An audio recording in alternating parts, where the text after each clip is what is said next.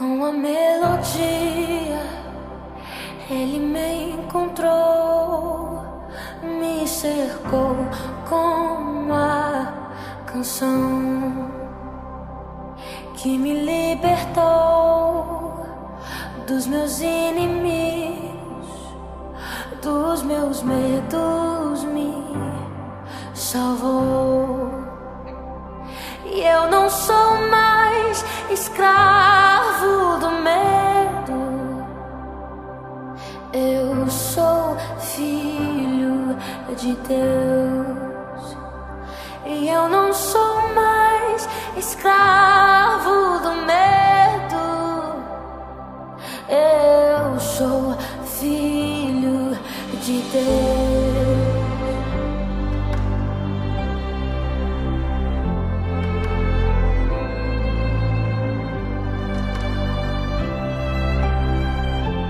Não sou mais escravo do medo, eu sou filho de Deus. Oh, oh, oh, oh. Eu não sou mais escravo do medo, eu sou filho de Deus. Oh, oh, oh, oh.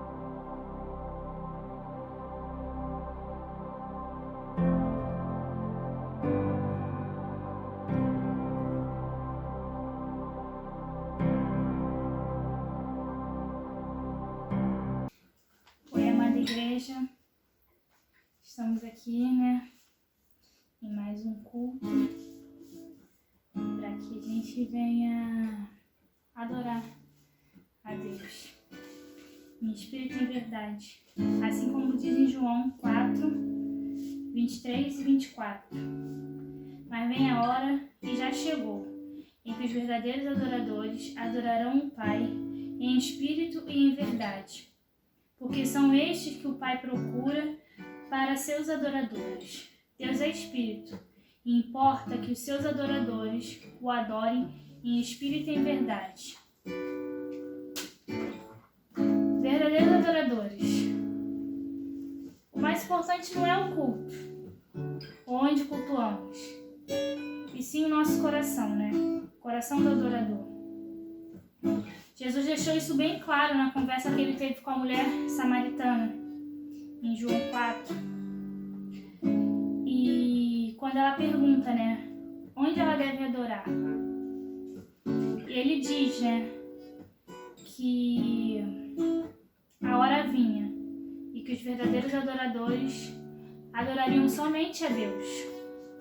Não importa o local, e sim o pensamento e o sentimento que envolvem a adoração, pois ela precisa ser em espírito e em verdade, expressando o caráter de Deus, utilizando cânticos, mensagens fundados na palavra de Deus. Então não esqueça, a verdadeira adoração é feita em espírito e em verdade.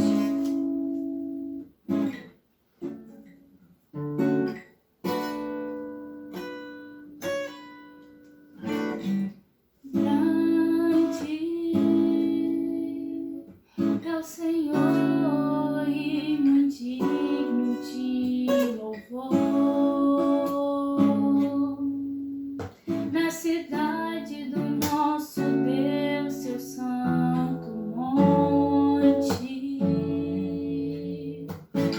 Alegria de toda a terra,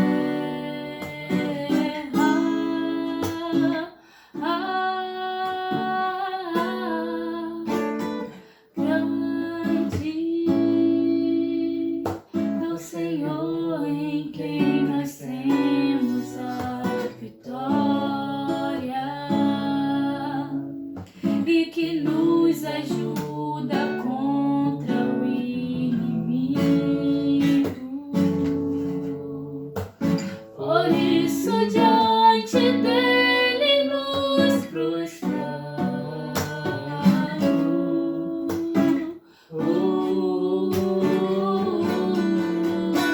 Queremos o teu nome engrandecer e agradecer-te por tua obra em nossas vidas.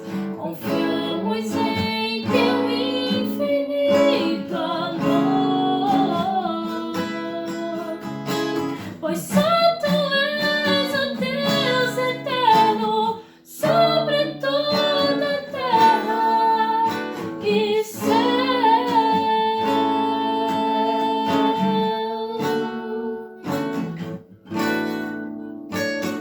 Grande é o Senhor em quem nós temos a vitória e que nos ajuda contra o inimigo. Por isso diante dele nos prostramos.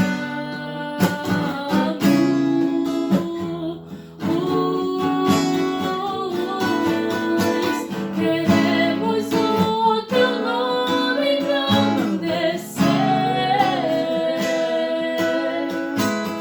e agradecer-te por tua obra em nossas vidas. Confiamos em teu infinito amor, pois só tu és o Deus eterno sobre toda a terra e céu. Queremos o teu nome engrandecer e agradecer-te por tua obra em nossas vidas. Confiamos em teu infinito amor, pois só tu és o Deus eterno sobre toda a terra. Pois só tu és o Deus eterno Sobre toda a terra, Pois só tu és o Deus eterno sobre toda a terra e céu.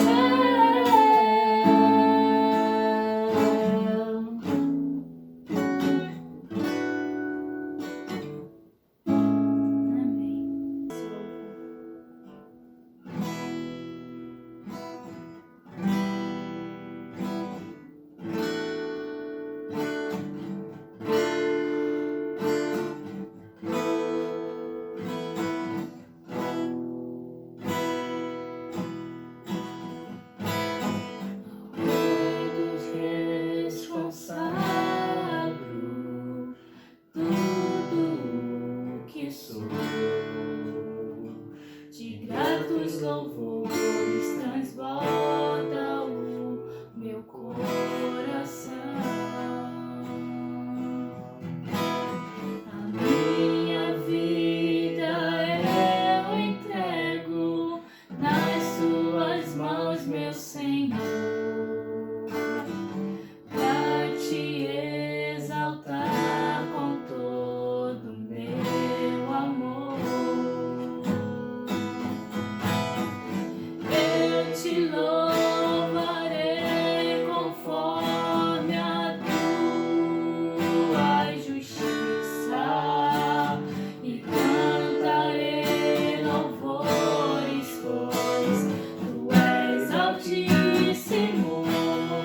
Chegarei a ti, ó Deus, com meu viver. Cantarei e contarei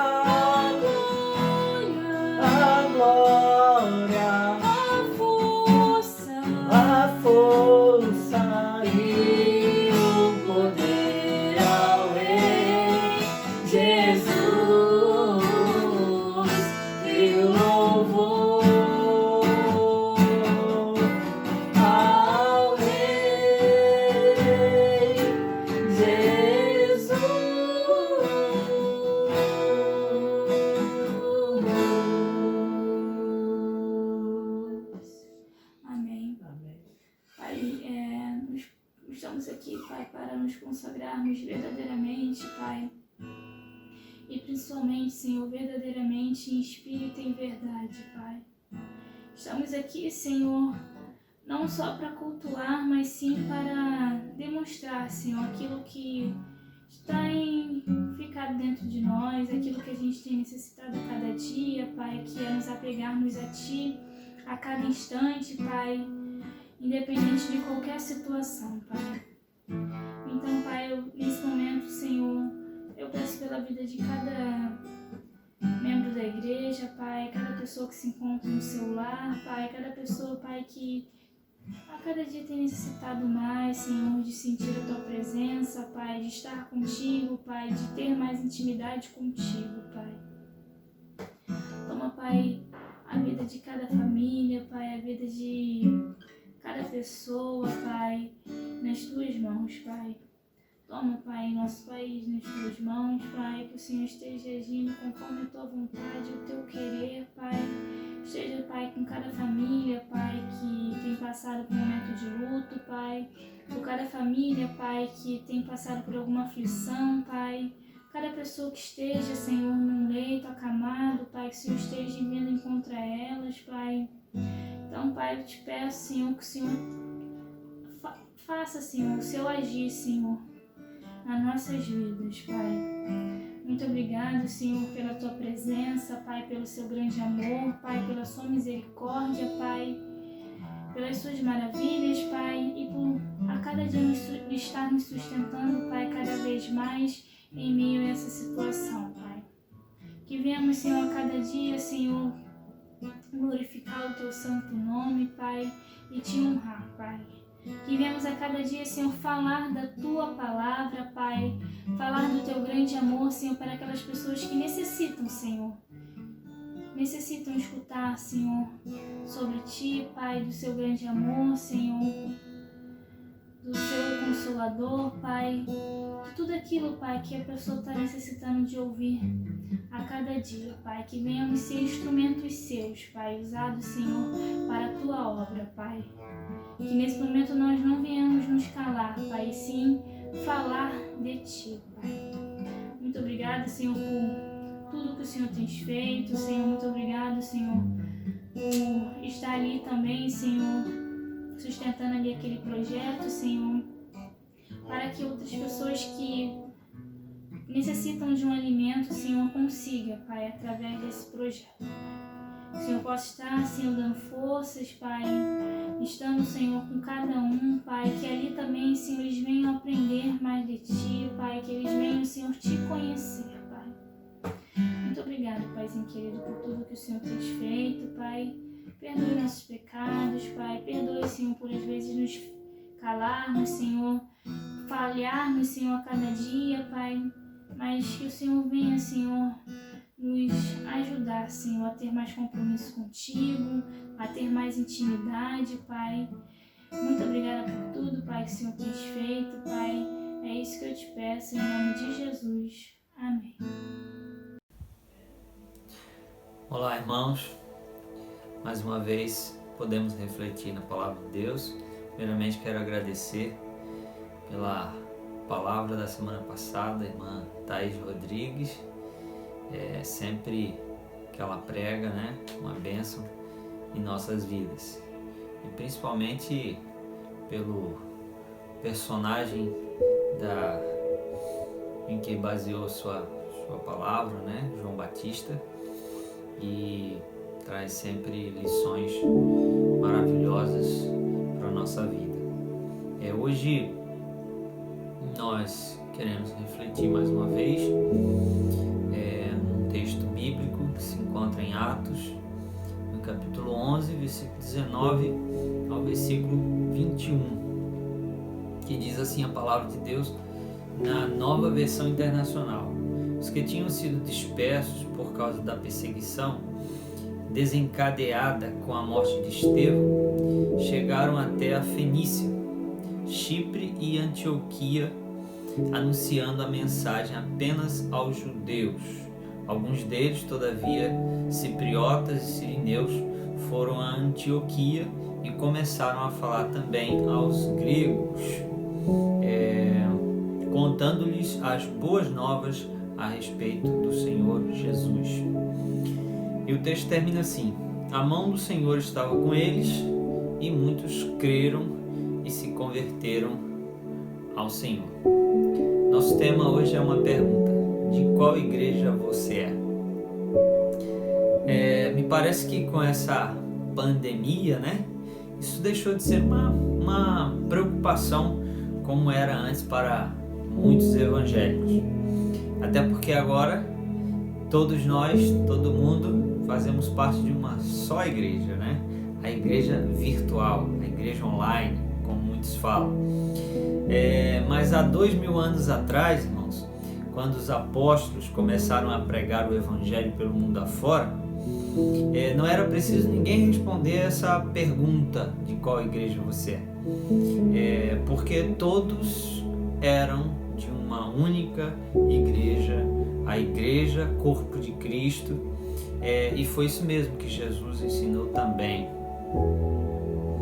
Tanto Jesus como os apóstolos ensinaram de diversas formas, de diversas maneiras, usando comparações para entendermos que a igreja é o corpo de Cristo. Portanto, quando pessoas se convertiam naquela época, ninguém lhe perguntava de qual igreja você é, pois era óbvio que pertenciam à única igreja de Cristo, a igreja que é o corpo de Cristo, que o próprio Cristo edificou. Sendo assim, amados, eu gostaria de, conforme nós lemos no texto, estava chegando o evangelho ali na Antioquia da Síria, e ao lermos o relato sobre a conversão das pessoas dessa cidade, devemos prestar bem atenção ali o que de fato aconteceu. E aí depois podemos fazer a seguinte pergunta, mudando agora a pergunta: de qual igreja eram aquelas pessoas? Me refiro àqueles da cidade de Antioquia da Síria. Bom, primeiramente, mais uma pergunta: o que aconteceu em Antioquia, afinal de contas? Isso você lê em Atos 11, versículo 19 a 20. Nós lemos até o versículo 21. Então, depois que Estevão foi morto em Jerusalém, você deve se lembrar desse fato de Estevão apedrejado, e ele passou por isso por pregar o evangelho. Então, depois desse fato, os cristãos que ali moravam em Jerusalém se espalharam pelas regiões ao redor, levando a palavra do Senhor para lugares onde ainda não havia a pregação do evangelho, ainda não havia sido pregada a palavra. Mas o que exatamente esses discípulos pregavam? Quando eles foram dispersos, quando aconteceu a chamada diáspora, conforme nós estudamos na Escola Bíblica Dominical, quando isso aconteceu, o que era que os apóstolos pregavam? Eles pregavam tão somente a palavra pura, genuína e verdadeira, a palavra de Deus. Eles não se envolviam com política, eles davam testemunho da transformação de suas vidas, eles não discutiam filosofias, teologias, eles pregavam o evangelho genuíno, a palavra de Deus. E onde podemos confirmar isso? Um dos textos de Paulo em 1 Coríntios, na sua primeira carta, capítulo 2, versículo 2, que diz: decidi nada saber entre vós, senão a Jesus Cristo e este crucificado. Imagina quem disse isso? Exatamente o apóstolo Paulo, um homem cheio de sabedoria, de conhecimento, mas ele disse disse que decidiu não saber outra coisa, a não ser senão a Jesus Cristo crucificado. Bom, quando as pessoas de Antioquia ouviram o Evangelho, crendo, se converteram ao Senhor. Está lá em Atos 11, 21. Pregar o Evangelho de Jesus resulta na conversão de pessoas a Ele, o Senhor. Será que estamos pregando o Evangelho? Onde estão as pessoas que se converteram pela nossa pregação?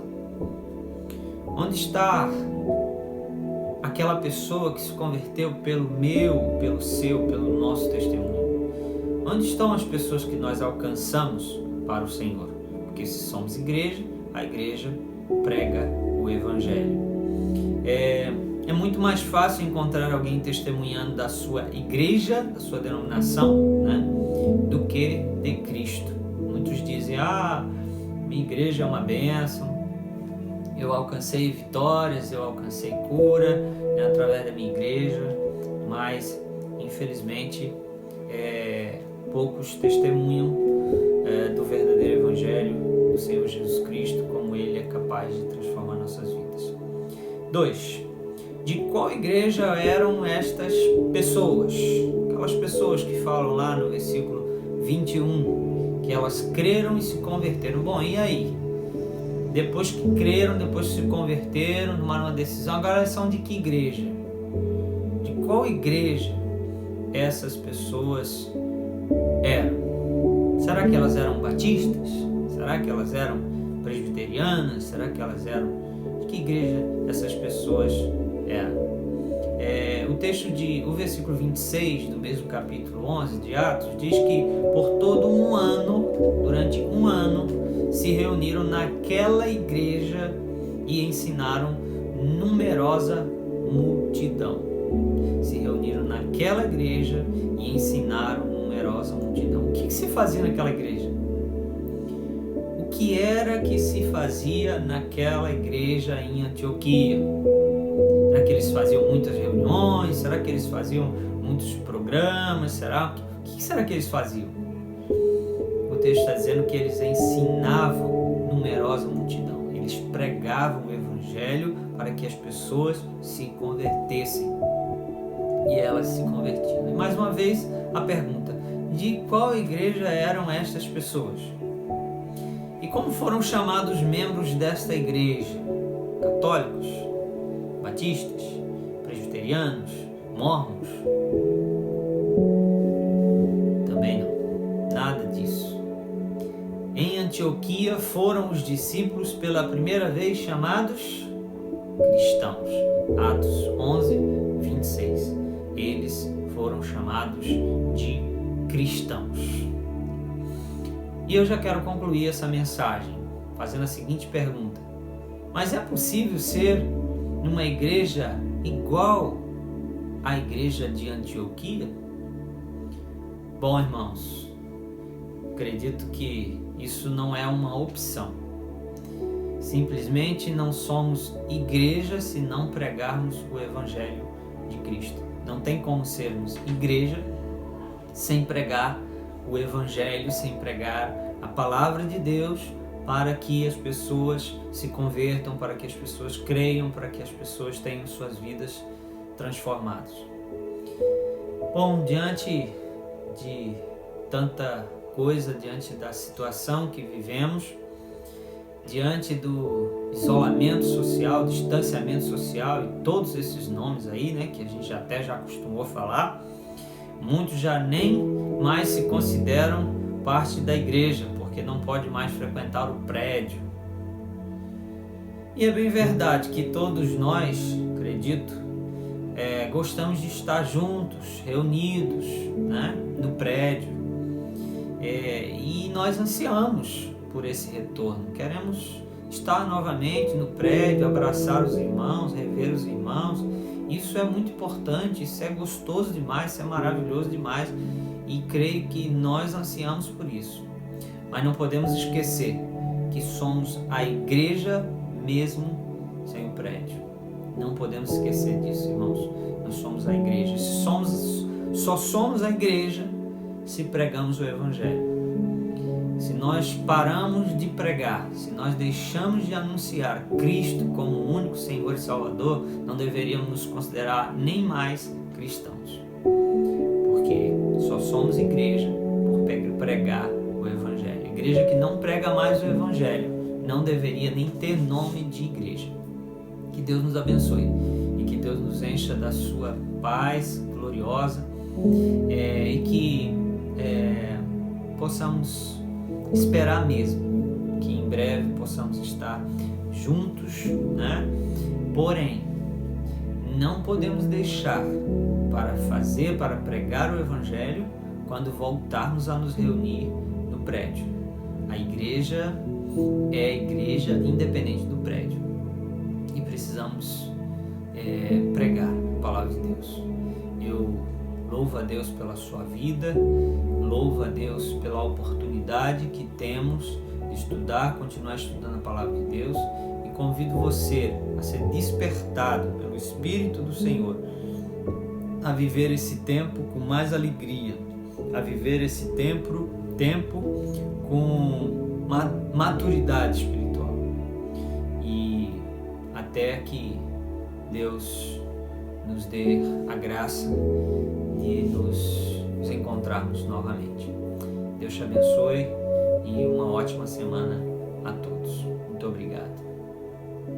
Aos irmãos, para junto louvarmos ao Senhor com o hino 1 do nosso cantor cristão Antífona. A ti, ó Deus, fiel e bom Senhor, eterno Pai supremo benfeitor, nós os teus servos vimos dar louvor.